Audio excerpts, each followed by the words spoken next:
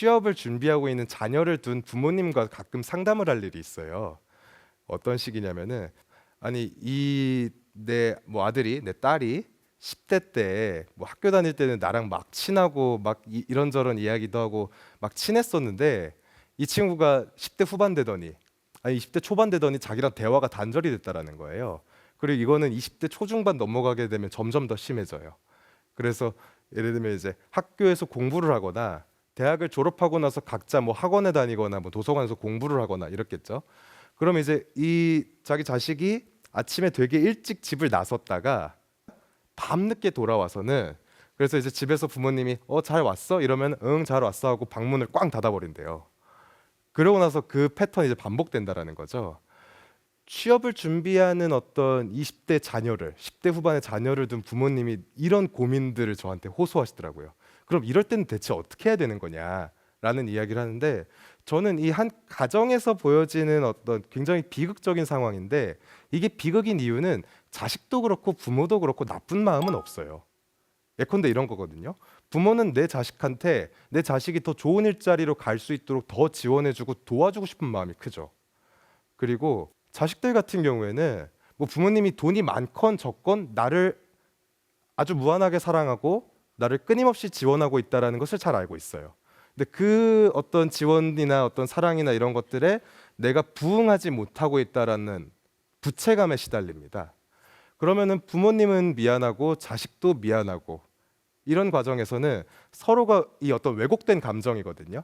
그냥 솔직하게 이야기할 수 있으면 좋은데 차라리 부모님 입장에서는 내가 더 도와주지 못해서 미안하다라는 이야기를 하시면은 자식 입장에서도 엄마가 뭘 미안해, 아빠가 뭘 미안해, 내가 열심히 하고 같이 잘 해볼게 이런 식으로 대화가 이제 꾸준히 유지가 되면 좋지만은 어느 순간에는 미안하다는 말도 듣는 것도 울컥해지는 순간들이 있잖아요. 왜 나한테 계속 미안하다 그러지? 내가 잘 못하고 있다는 뜻인가? 내가 부모님의 기대를 충족하지 못하고 있어서 나한테 계속 미안하다고 하는 건가? 이런 식으로 서로 감정과 감정이 섞이다 보면은 이 관계가 왜곡돼요. 서로 나쁜 마음을 먹은 건 아니지만. 제가 부모님들한테는 꼭 이렇게 이야기해요. 자녀한테 시간을 주셔야 된다. 어차피 지금 많은 대화를 하거나 소통을 하려고 노력하더라도 지금 어떤 취업을 해야 된다라는 압박에 시달리고 있는 자녀와 소통을 하려고 너무 무리해서 노력하다 보면은 오히려 그 감정적으로 더 소진될 수도 있으니까 지금 자녀가 설령 나랑 소통하지 않는다라고 해서 괴롭고 안타깝더라도 일단 자녀가 스스로의 길을 선택하고 갈 때까지는 일단 좀 시간을 보장해 주셔야 된다. 저는 보통 이렇게 부모님한테 조언을 드려요. 안 그러면 또 이제 괜히 방문 두드려서 문 열어왔다가 왜 문 열어? 약간 이렇게 짜증 내면은 또 마음 상하니까 그냥 기다리시라라고 저는 부모님한테 말씀을 드리는데, 근데 저는 그럼에도 불구하고 우리 세대끼리도 나눠야 될 대화가 저는 있다고 생각해요. 제가 아까 이제 사회자분께서도 열정페이 같은 문제를 겪거나 아니면 뭐 취업 준비로 고민하는 사람이 있을 때 그때 어떻게 대처했어야 되는 게 바람직한 것이냐라는 질문을 주셨을 때 저는 이런 질문을 받으면 되게 고민스러워요. 예를 들면 이제 아르바이트를 하거나 인턴 경험 등을 하면서 열정페이에 시달리고 계신 분들 아니면은 취업을 준비하면서 압박에 시달리시는 분들 이런 분들한테 이렇게 해야 된다라는 정답은 없어요. 예컨대 뭐 내가 생각하기에 지금 나는 정당한 노동의 대가를 받지 못하고 있지만은 그럼에도 불구하고 이런 상태를 내가 선택한 것이다라고 마음을 먹는 사람들한테 그렇지 않아. 법은 이래라고 말하는 것이 저도 부담스럽거든요. 그 사람이 가지고 있는 어떤 길에 대해서 제가 부정할 수는 없잖아요. 법이 아무리 있다라고 할지라도. 그래서 저는 열정페이 문제나 취업 준비의 문제에 대해 있어서만큼은 정답은 없다. 각자의 마음 속에서 무엇이 정당한 선택이고 옳은 길인지에 대해서 각자의 선택이 있지만은 저는 적어도 열정페이에 시달리거나 취업 준비에 시달리는 사람들이 이 문제를 슬기롭게 대처하기 위한 가이드라인 같은 거는 좀 나눠보고 싶습니다. 보통 불안한 사람들이 서로 대화를 나누는 것을 어려워해요. 취업 준비의 어떤 불안함에 대해서 아니면은 내가 겪고 있는 어떤 열정페이 등의 부정적 노동의 경험에 대해서 자기 안에 있는 속 얘기나 경험 같은 것들을 나누는 것을 되게 어려워합니다. 이게 뭐냐면은 나는 지금 불안해. 나는 지금 어려움에 있어. 나는 지금 어떤 일로 슬프거나 안타까워. 라는 이야기를 누군가한테 하는 것이 자칫 이게 쿨하지 못한 행동.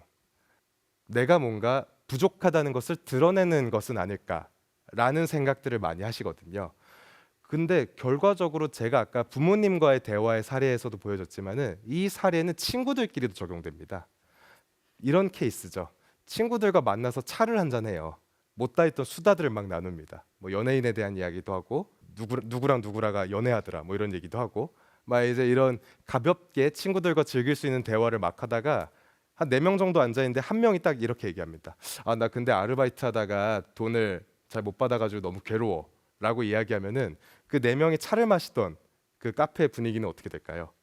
대부분의 경우에는 순간 정적이 흘러요.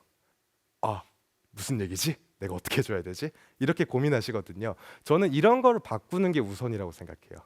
내가 설령 뭐 꼭 돈을 못 받았어가 아닐 수도 있어요. 내가 취업 준비하는데 너무 괴로워. 내가 어떤 고민이 있어. 이런 이야기를 꺼내 놓았을 때 상대방도 당황하지 않고 그것에서 아, 그랬구나. 그게 고민이야? 나는 이런 게 고민인데. 라는 것으로 서로 공감할 수 있는 대화의 장들이 많이 만들어져야 그래야 아, 이게 내가 겪고 있는 고민이 단순히 나의 무능력함이나 무책임 때문만이 아니라 우리 사회 구조적 조건 속에서 있고 이런 어려움을 겪고 있는 것이 나 혼자가 아니라 내 친구도 이 문제를 겪고 있다. 이런 것들을 확인해야 그 어려움 속에 있는 나의 내면이 무너지지 않고 관계도 정상적으로 작동될 수 있다라고 저는 믿습니다.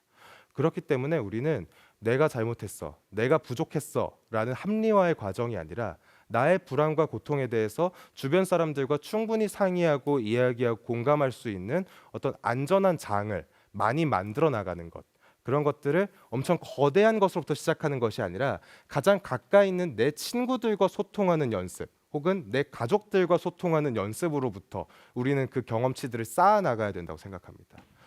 저는 이것이 가지는 힘을 굉장히 크게 생각해요.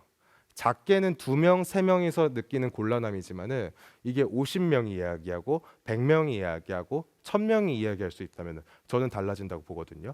그렇게 우리 사회의 구조적 문제라고 할 수 있는 청년들의 실업 문제나 열정 페이 문제에 대해서 그 문제를 겪고 있는 당사자들이 이것은 나의 문제이고 너의 문제이고 우리의 문제다. 라는 어떤 공감의 장이 넓어지면 그 과정에서 실제로 청년들에게 필요한 정책들이 세워지고 그 과정에서 기업들도 더 많은 노력을 하게 될 것이고 더 나아가서 이것이 몇 년씩 쌓여 나가다 보면은 우리 사회가 진짜 청년들을 위한 사회의 모습으로 건강하게 발전해 나갈 수 있지 않을까 싶습니다. 이런 어떤 장기적인 전망과 비전을 우리가 공유하면서 지금 있는 자리에서부터의 노력을 게을리하지 않는다라 그러면은 우리가 어떤 거창한 구호로 이야기했던 뭐 열정 페이를 없애자 청년 실업을 해결하자 이런 문제들도 아주 느리지만 우리 일상에 스며들면서 조금씩 해결해 나갈 수 있지 않을까 그런 생각이 있습니다.